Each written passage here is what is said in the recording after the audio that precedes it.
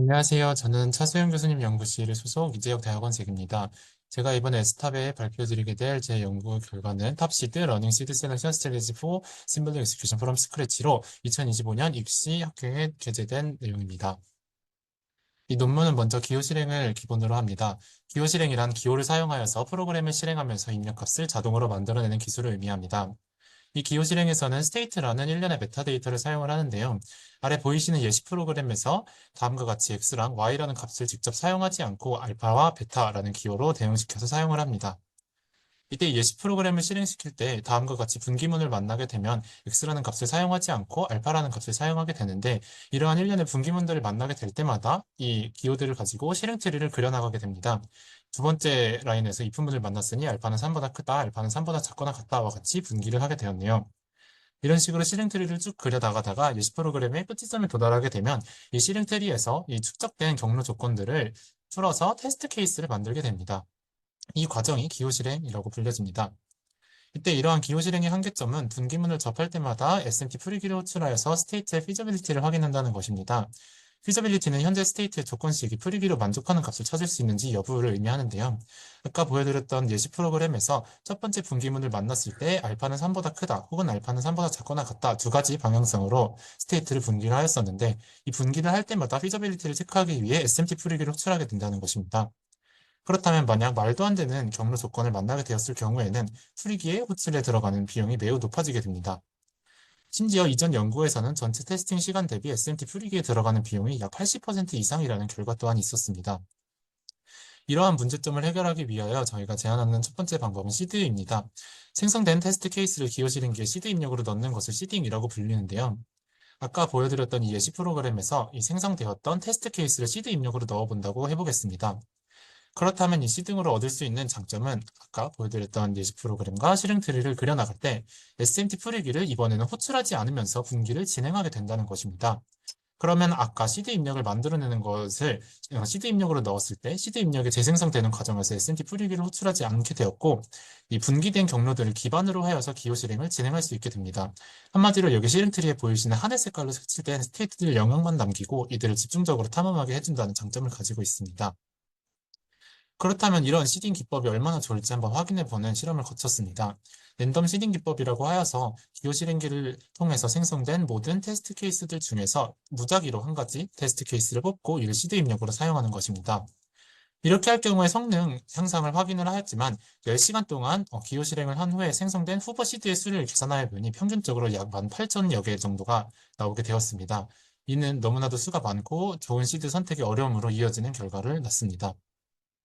그렇기 때문에 저희의 연구는 시드 부분의 크기를 줄임과 동시에 가장 좋은 시드를 골라주는 학습 기반 알고리즘을 제안하는 것으로 결정하게 되었습니다.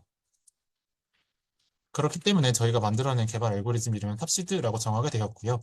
기호 실행기에서 생성된 테스트 케이스를 가지고 유용한 정보들을 얻는 데이터 게더링 단계, 그리고 그 유용한 정보들을 토대로 어떤 시드를 뽑을지 결정하는 시드 셀렉팅 단계, 그리고 시드 셀렉팅 단계에서 사용되는 확률 분포들을 학습시키는 디스트리뷰션 러닝 단계, 총 3가지 단계로 이루어져 있습니다.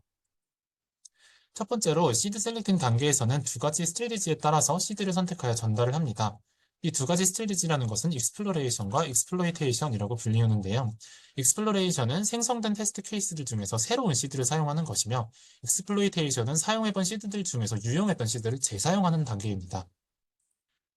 생성된 테스트 케이스들 중에서 새로운 시드를 사용하는 익스플로레이션 단계에서는 먼저 너무나도 컸던 시드 후보군 크기를 줄이는 방법으로서 그룹핑을 진행하게 됩니다. 1년의 기준으로 그룹핑을 진행을 하게 되고, 이 그룹들의 특징들을 추출하여서 실수 벡터화를 만들어냅니다. 이 실수 벡터화를 한 이후에 웨이트 벡터라는 가중치를 곱해 주어서 이 모든 그룹들의 점수를 정렬하게 됩니다. 그렇다면 가장 좋았던 이 그룹이 이 빨간색 그룹이라고 하였을 때, 이 그룹 안에 있는 여러 가지 시드들 중에서 1년의 기준인 폴리시라는 것을 갖고 가장 좋은 시드를 한 가지 뽑아서 전달하게 됩니다. 이와 반대로 익스플로이테이션은 여태까지 사용해봤었던 시드들 중에서 가장 좋은 시드를 하나 골라주는 단계인데요. 이 과정 또한 유사하게 사용했던 시드들이 얼만큼 좋았었는지를 점수로 나타내고, 이번에는 아까보다 조금 더 단순하게 K-민즈 클러스터링을 사용을 하여서 좋은 시드들과 좋지 않은 시드들로 나누게 됩니다.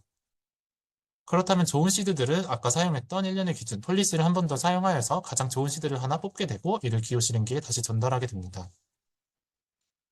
그 다음 단계인 디스트리뷰션 러닝에서는 아까 말씀드렸던 웨이트 벡터라는 것과 1년의 기준이라고 여러 번 언급했던 폴리시에 대한 확률 분포를 학습하게 됩니다. 이 확률 분포 학습은 성능이 높은 시드들을 뽑을 때 사용되었던 아이들을 위주로 학습을 하게 되는데요. 충분한 학습 데이터를 수집하기 위해서 주기적으로 어느 정도 시간을 가지고 학습을 진행하게 됩니다. 이러한 과정들을 거쳐서 가장 좋은 시드를 뽑는 기술이 탑시드였습니다. 그렇다면 이 탑시드가 실제로 성능이 얼만큼 향상을 시켰는지, 얼마나 성능을 극대화시켰는지에 대해서 실험 설정을 말씀드리겠습니다.